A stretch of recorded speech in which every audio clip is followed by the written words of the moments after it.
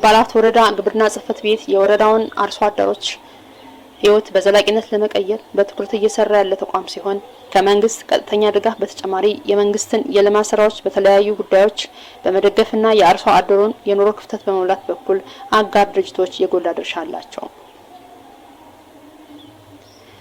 ውድ የዝግጅታችን ተከታታዮች ዛሬ የምናስቃኛችሁ በጉባላፍቶ ወረዳ በልማታዊ ሴፍትኔት የኑሮ ማሻሻያ ፕሮግራም በተከናወኑ ተግባራት የተመዘገቡ ስኬቶችና በ2018 ዓመተ ምህረት የሚመረቁ አርሶ አደሮችን የሚቃኝ ፕሮግራም ይሆናል።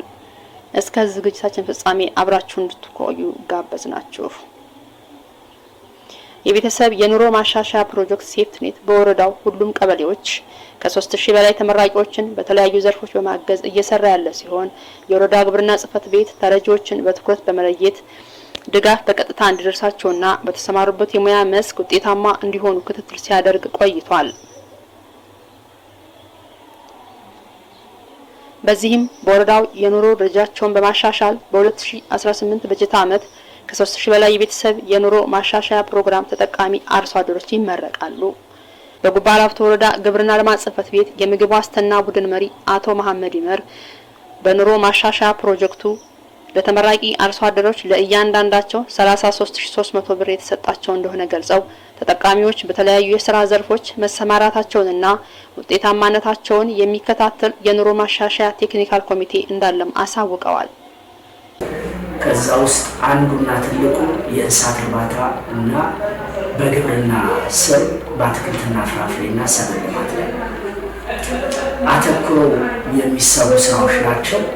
እነዚህን ስራዎች ከሞላ ጎደል ይህ ቴክኒክ ኮሚቴ ቤት ለቤት ጉብኝት ያደርጋል።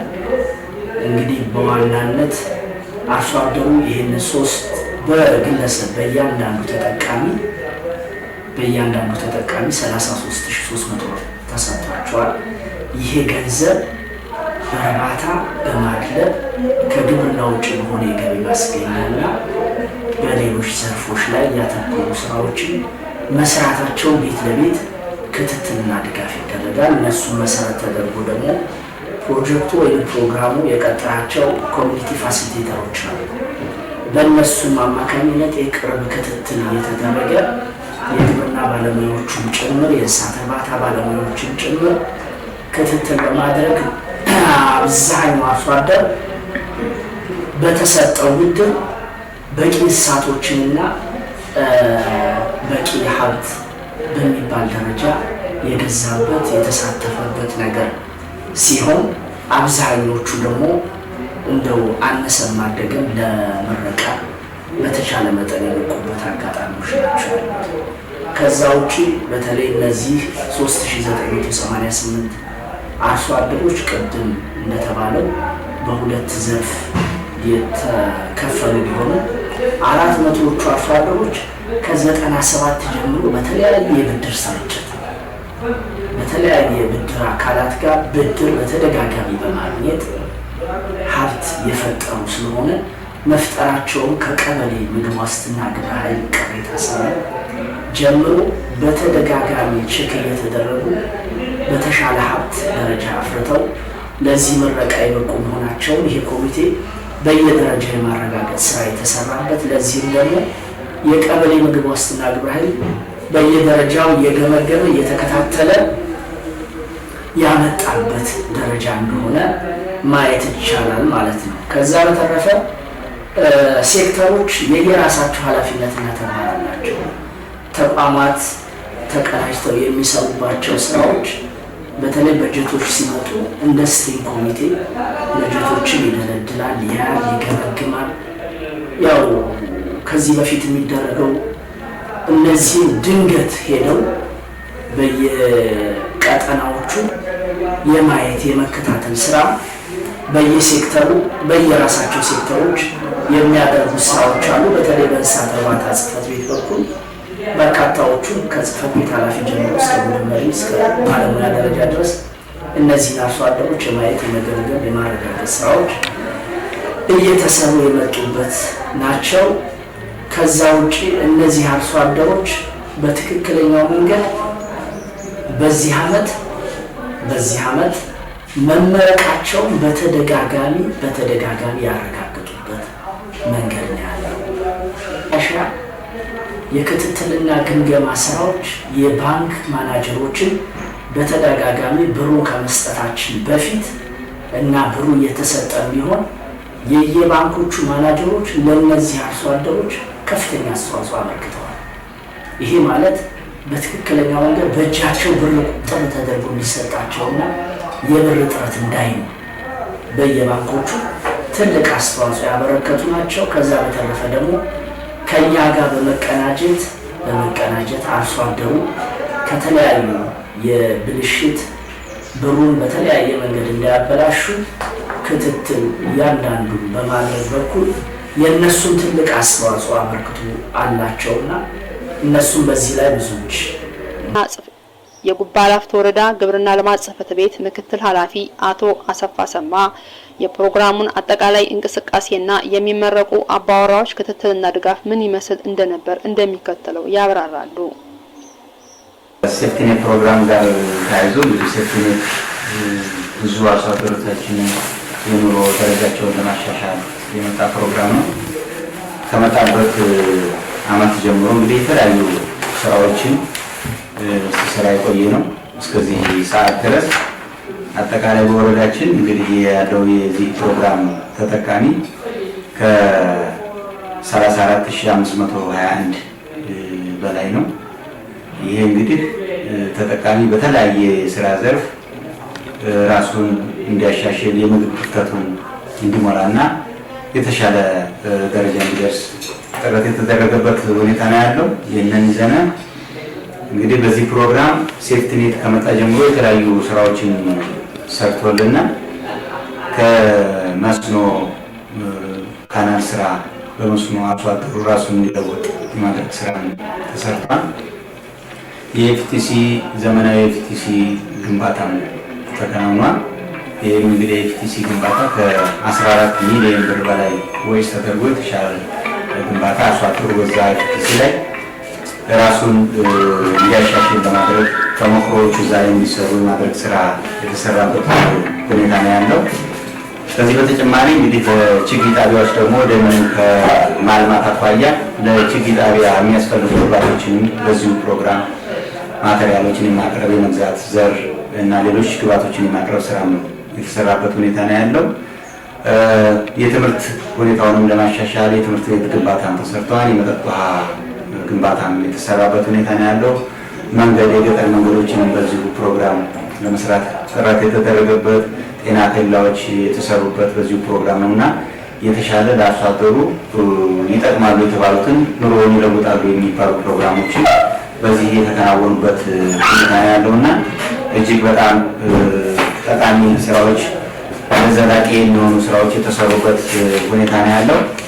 ይህ ብቻ አይደለም። እንግዲህ በዚህ ፕሮግራም ማህበረሰቡ ከኛ አኳያ ቀጥታ ተረጂዎችም አሉት፣ ደግሞ ሰርቶ ለምግብም በፐብሊክ ወርክም ደግሞ የሚጠቀሙ አሉ። ወደ 29440 የሚሆኑት በፐብሊክ ወርክ ተጠቃሚ የሆኑበት ሁኔታ ነው ያለው። ወደ 5081 ደግሞ ቀጥታ ተረጅ የሆነበት ነው እንደ ወረዳ። ይህንን መሰረት አድርገን እንግዲህ ለዚህ እስካሁን ከፕሮግራም ከመጣበት ጊዜ ጀምሮ ራሳቸውን እንዲያሻሽሉና ኑሯቸውን እንዲያሻሽሉ በማድረግ ለምረቃ ዝግጁ ያደረግንበት ሁኔታ ነው ያለው። እንግዲህ በእኛ ፕሮግራም መሰረት እንዲመረጡ የያዝናቸው ወደ 3988 አባወራዎች እንዲመረቁ ፕሮግራም ይዘናል በዚህ ዓመት። ከዚህ ውስጥ እንግዲህ የተለያዩ ድጋፎችን አድርገንላቸዋል። በዚህ በፕሮግራሙ ባመጣው መሰረት በግራንት እንግዲህ ወደ 3588 የሚሆኑት በእርባታ በማድለብ ከግብርና ውጭ ባሉ ዘርፎች እንዲሰማሩ በማድረግ ድጋፍ የተደረገበት ሁኔታ ነው ያለው። ይህንን መሰረት አድርገን የተለያዩ የሙያዊ ድጋፍ እና ሀብት እንዲያፈሩ የማድረግ ስራ ተሰርቷል። በእርባታው የተሻለ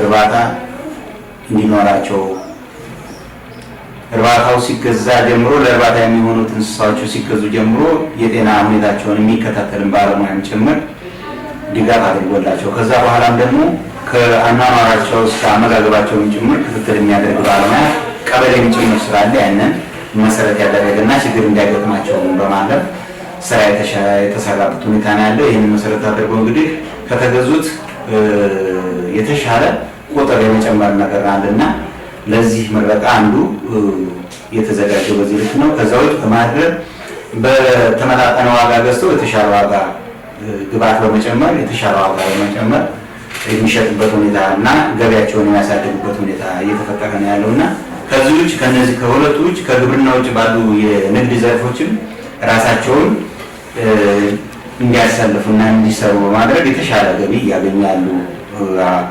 ማህበረሰብ ክፍሎች አሉና ይሄንን መሰረት አድርገን እንግዲህ ለነዚህ ከ19 ሚሊዮን 448400 ብር በላይ ፈሰስ አድርጓል ይሄ ፕሮግራም ማለት ነውና ይሄንን መሰረት አድርጎ የተሻለ ስራ በመሰራቱ ለዚህ አሁን ለታሰበው የምረቃ ፕሮግራም ራሳቸውን ያዘጋጁበት ሁኔታ ነው ያለውና ይሄ ነው። ከዛ ውጭ ከነዚህ ከተባለው ቁጥር በላይ 400 የሚሆኑ ደግሞ በተለያየ ተቋማት ብድር በመውሰድ እና የተለያየ ሙያዊ ድጋፍ በማድረግ የተሻለ ሀብት እንዲፈጥሩ የተደረገበት ሁኔታና ለዚሁ ምረቃ ተጨማሪ ተመራቂ የሚያዝናቸውም አርሶ አደሮች አሉና እነዚህ በዘንድሮ እንግዲህ ይመረቃሉ ብለን የያዝናቸው አርሶ አደሮች ናቸው። ከዚህ በተጨማሪ እንግዲህ እነዚህ ዘንድሮ የሚመረቁት አርሶ አደሮች እና በቀጣይ የሚመረቁት አርሶ አደሮቻችን እነዚህ የሴፍቲኔት ተጠቃሚ የሆኑት አርሶ አደሮቻችንን በተመለከተ እንግዲህ አሁን እነዚህ የሚመረቁት ከኛ ሲመረቁ ከኛ ይርቃሉ ማለት አይደለም። የተለያዩ ድጋፎች በተለይ እንደ ግብርና ተቋም የተሻለ ድጋፍ ክትትል የሚደረግላቸው ናቸው የሚሆኑት ማለት ነው እና አንደኛ በዚህ በፕሮግራሙ የተገዛላቸውን ሀብት ይበልጥ እንዲያሰፉ እና ተጠቃሚ እንዲሆኑ ማድረግ የተለያዩ ድጋፎችን ደግሞ እንደ ተቋሙ ደግሞ ማድረግ ያስፈልጋልና እነዚህን ክትትል የሚደረግላቸው ልዩ ክትትል የሚደረግላቸው ሆኖ ይቀጥላሉ ማለት ነውና የሀብታቸውን ይበልጥ የተሻለ ደረጃ እንዲደርስ የማድረግ ስራ ይሰራል። ሁለተኛ እነዚህን መሰረት አድርገን ደግሞ በእነዚህ ምሳሌ ሌሎች የተወሰነ ክፍተት ይኖርባቸዋልና በቀጣይ የሚመረቁ ብለን የለየናቸው አርሶ አደሮች አሉ። እነዚህ አባወራዎች ደግሞ በቀጣይ ከነዚህ ተምረው የተሻለ ሀብት ፈጥረው በቀጣይ የሚመረቁበት ሁኔታ ልዩ ክትትልና ድጋፍ ይደረግላቸዋል። አንደኛ እነዚህን በዚህ በፊት አሁን ዘንድሮ የምናስመረቃቸውን መሰረት አድርገን በቀጣይ ለሚመረቁት ደግሞ ምን ጎደሎ አላቸው፣ ምን ክፍተት አላቸው እና ምን እንምላላቸው የሚለውን እንደ ሙያም እንደ ተቋሙ የተለያዩ ድጋፎችን በማድረግ ከነዛ ትምህርት ወስደን መስተካከል ያለባቸው ነገሮች ደግሞ ተስተካክሎላቸው የተሻለ ተመራቂ እንደሆኑ ስራ እየተሰራ ያለበትና በቀጣይም አሁን የሚመረቁትን በቀጣይ ደግሞ የምናስመርቃቸውንም ደግሞ ክትትልና ድጋፍ የምናደርግ መሆኑን ነው መግለጽ የምፈልገው። ይሄን ያለ አመሰግናለሁ።